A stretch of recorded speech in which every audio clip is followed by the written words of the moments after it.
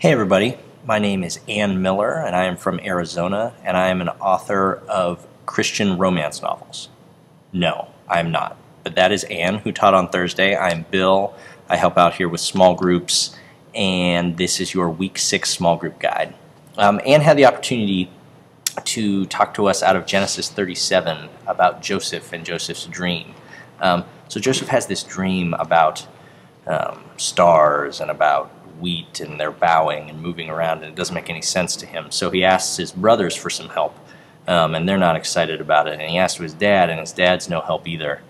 I think what we get out of this is sometimes we get these dreams, these visions, these sort of vague notions, and sometimes they're really clear, and sometimes they're not, about our hope for our future, for ourselves, and for the people around us.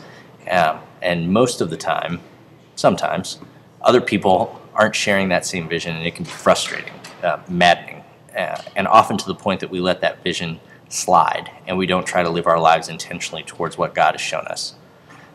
Joseph didn't have a family, didn't have a community around him that would listen and help him discern and encourage him in what God was speaking to him. Luckily, you do. At the Well, we believe that God is speaking to all of us, and that sharing what God is telling you or showing you about your present, about your future, is vital to us as a community. The prophet Joel says something. He says, afterward I will pour out my spirit on all my people. Your sons and daughters will prophesy. Your old men will dream dreams. Your young men will see visions.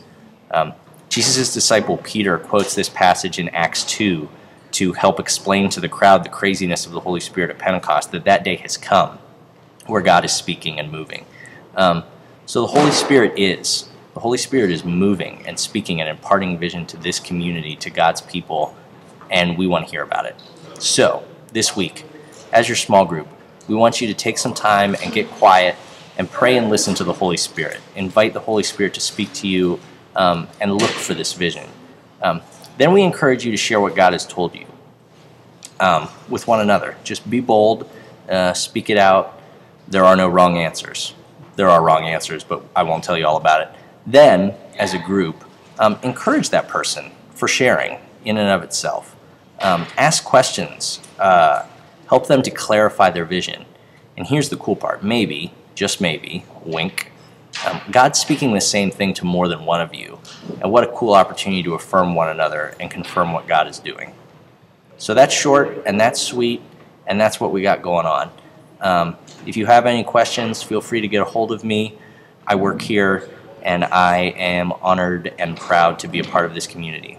So get quiet, listen for the Holy Spirit, share it as a community, and help one another discern and encourage one another. All right, love you guys.